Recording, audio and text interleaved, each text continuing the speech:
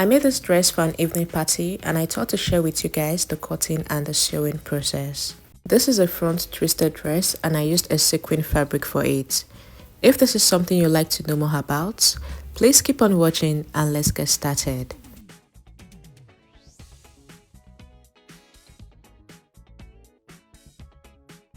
I have 2.5 yards of sequin fabric here, and as expected, it is a stretchy fabric. Whatever fabric you want to use for the style, make sure that it is stretchy. This is the lining I'll be working with. It is also stretchy. And lastly, you'll be needing a zip. I have my basic bodice pattern here for both the front and the back. So for this style, you need to first draft your basic bodice pattern. Nothing serious, just a simple bodice pattern, like your dress length pattern. The length of the back pattern is 38 inches, while the length of the front pattern is 40 inches. The back just has a dart, the normal waist dart that we always have on the basic bodice pattern. Also, there is a zip allowance on the back pattern. And for the front part, I have a waist dart and the side dart also. That is basically what you need on the pattern. Just draft your simple basic bodice pattern with your darts there. And from there, we can now proceed to alter the pattern to give us what we want. Separate the pattern from the waistline so that we can work on the upper part first. The neck width I have there is 3.5 and I'll be marking a neck depth of 8.5. This will stop exactly on the chest line. So connect slantly like you see me doing to give us a V neckline. Next, I'm going to extend the center front by about 2 inches. I'm placing another piece of paper there so that I can have a 2 inches extension at the bottom. I'll mark that and I'll connect it back into the neckline.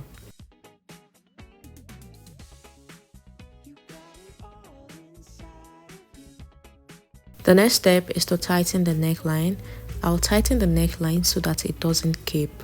From that point there, I'll connect it into the bust point and I'll mark 0.75 to tighten the neckline. Once I'm done with that, I'm going to trim out the excess of the paper at the bottom and I'll slash the waist dart so that we can close the dart at the neckline and also the bust darts. I'll use a masking tape to hold the dart in place.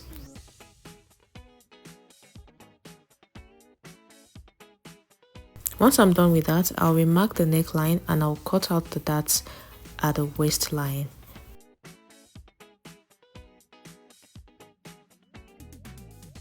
Now I'll close the bust dart and hold it with a masking tape.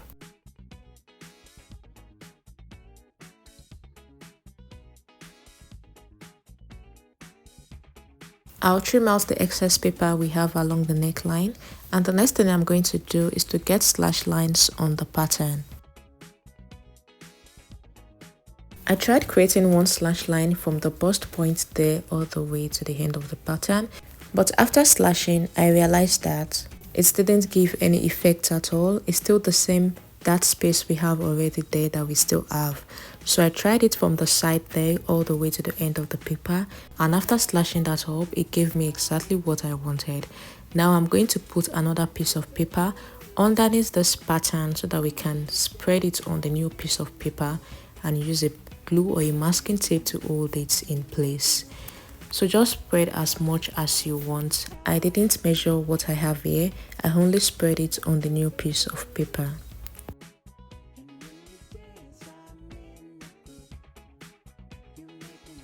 I have glued everything down now and I'm just going to measure what I have in between the first space there. I have about 3.75, the second one I have about 2 inches and the last one 1.5. I'm cutting out the excess here and after that we'll work on the lower part.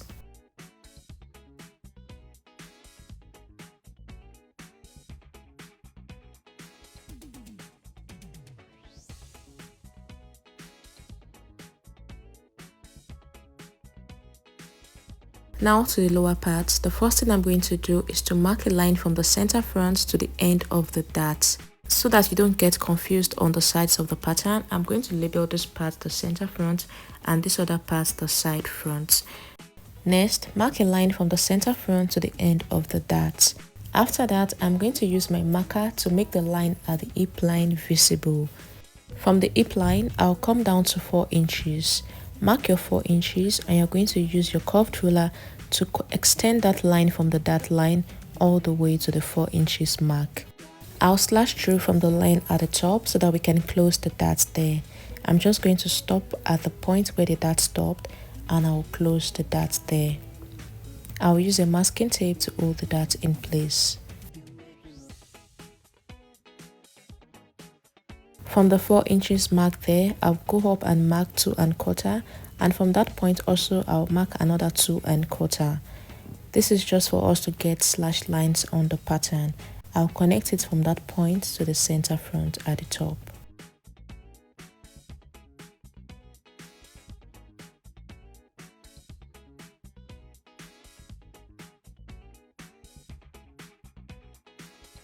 Slash through the lines, and after that we are going to place the front and the back on another piece of paper.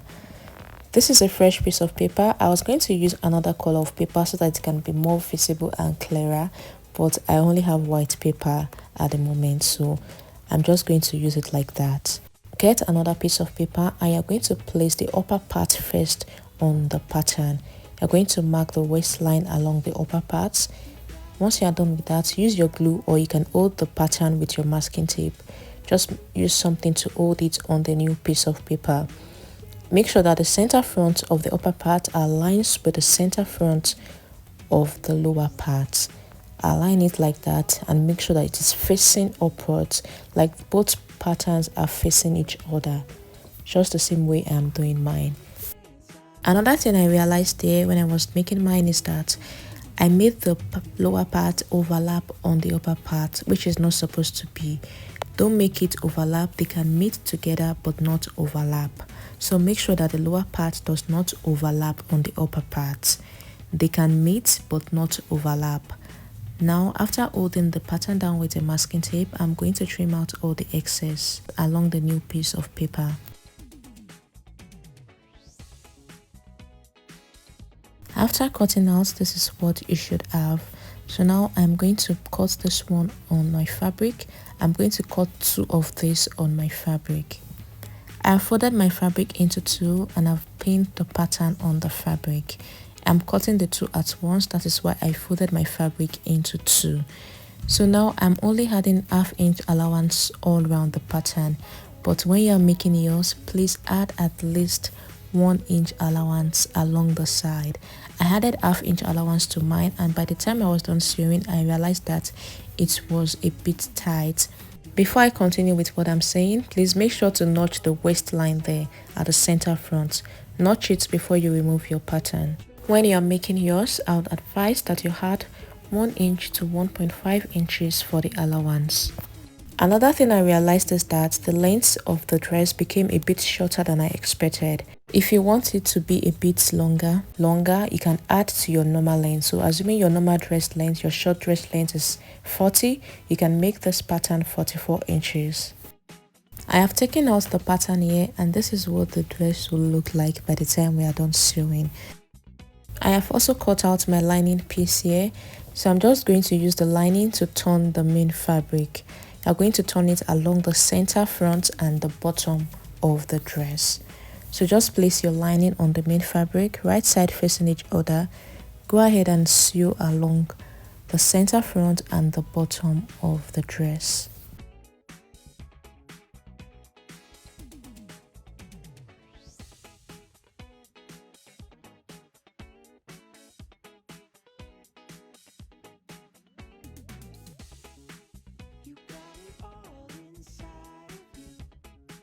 This is after I was done sewing. I have hemmed the bottom part and the center front, and this is what we have. That part I asked you to notch at the center front. You can use your chalk to mark it on the right side here. I've done the same thing to the other side of the center front, and what I'm going to do now is just to gather the fabric together. Along that point I asked you to make a mark at the center front. You're going to gather it together like you see me doing. After gathering it together, you can use a pin to hold it in place. I am going to cross one side of the fabric over the other side. So you can gather first, use a pin to hold it together. Repeat the same process for the other side, and you are going to use one side to cross over the other side.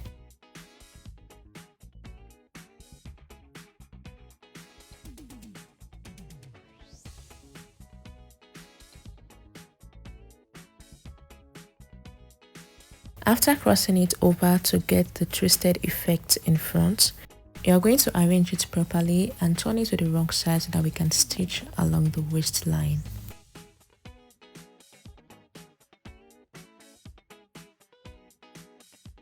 Turn it like you see me doing and take it to the sewing machine and use 1/2 inch to join it together. You're going to repeat the same process on the other side.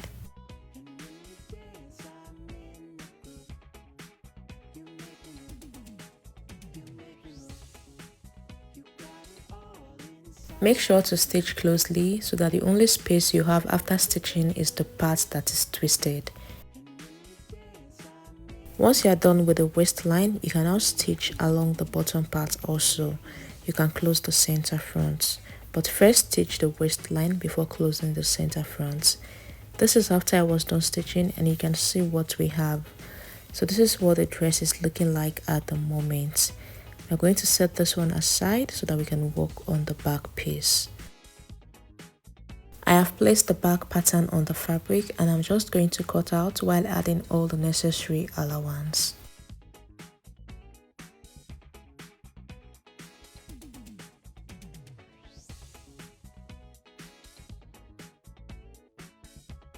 The back part is very simple. Use your lining to turn the back piece. Take in your darts and press it properly. I've done the same thing for the 2 back pieces and I'm just going to fix the zip.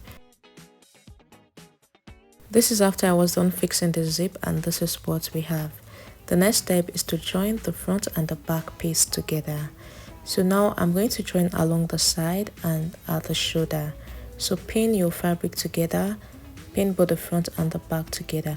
So here you will notice that the front part is a bit smaller than the back piece. So the part where I was talking about the allowance, I feel like if you're adding 1/2 inch allowance to the back piece, because of the twisted part in front, I would advise that you add 1 inch on both sides of the front and still maintain the 1/2 inch at the back.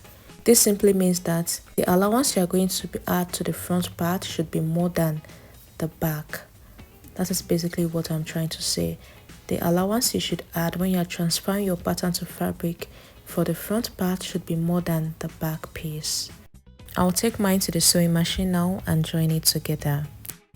So now the next step is to work on the sleeve. I have my basic sleeve pattern here and this is just what I'm going to use to cut out my sleeve.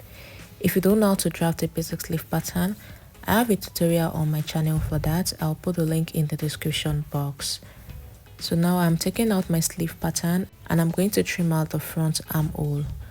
This sleeve has the front and the back armhole. I used the back armhole to cut out both pieces first, and after that I'm trimming out the pattern so that I can have the front armhole, and I'll trim it on the fabric also.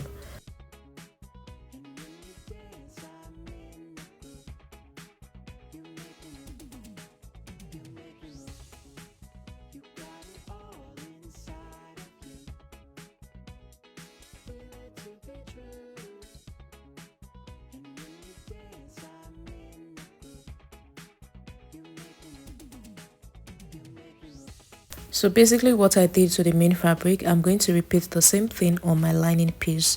You're going to trim out the front part on the lining also. And after that, you're going to notch that part that will be in front on the lining.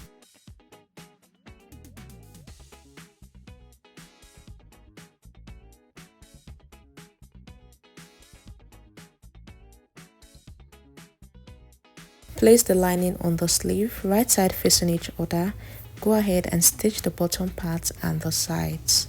After stitching the bottom part, you're going to join the sides together. My sleeve is ready at this point, and the last step is to fix it to the dress, and that will be all on the cutting and the sewing of this dress. Thank you guys for watching. If you found this video helpful, please hit the like button, leave a comment, share this video with your friends, and subscribe to my channel. Please turn on your notification bell, the bell icon down below, so you get notified anytime I upload a new video. I'll see you in my next one. Bye.